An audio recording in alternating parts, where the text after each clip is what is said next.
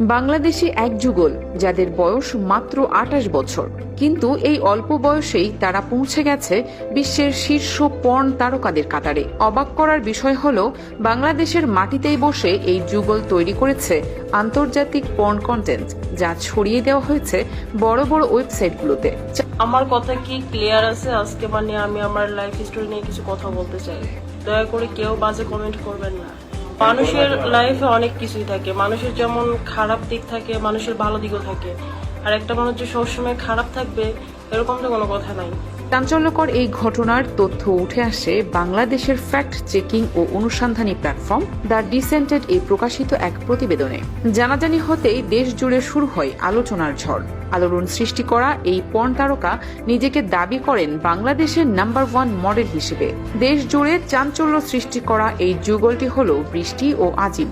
তারা জুটি হিসেবেই প্রকাশ্যে মুখ দেখিয়ে পর্ন কন্টেন্ট তৈরি করেন সবসময়।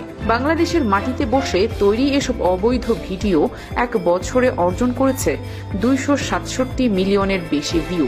দ্য ডিসেন্টেড এর প্রতিবেদনে বলা হয়েছে, ২০২৪ সালের ১৭ মে প্রথম ভিডিও প্রকাশ করে এই দুই ব্যক্তি, বৃষ্টি ও আজিম। ১৭ মাসে তারা আপলোড করে মোট ১১২টি কন্টেন্ট, যা এখন ছড়িয়ে আছে বিশ্বের বিভিন্ন বড় বড় ওয়েবসাইটে। এদিকে বাংলাদেশের পর্ন তারকা খ্যাত বৃষ্টি বর্তমানে বিশ্বের ৮ নম্বর র্যাঙ্কে আছেন বলে দাবি করেছে দ্য ডিসেন্টেড। তাদের সোশ্যাল মিডিয়া প্রোফাইলে দেখা যায় বিলাসবহুল জীবনযাপন, নগদ অর্থ, দামি বাইক, গাড়ি এবং আরও অনেক কিছু।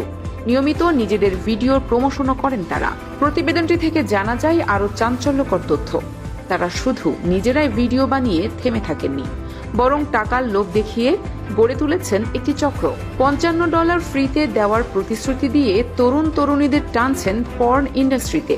শুধু প্রচারণা নয়, নিজেদের তৈরি এসব ভিডিও দিয়েই অর্থ উপার্জন করছেন তারা। ২০২৪ সালের মে মাস থেকে ডিসেম্বর পর্যন্ত তাদের আয় প্রায় ১৫,০০০ মার্কিন ডলার, যা বাংলাদেশি টাকায় প্রায় ২০ লক্ষ টাকার সমান।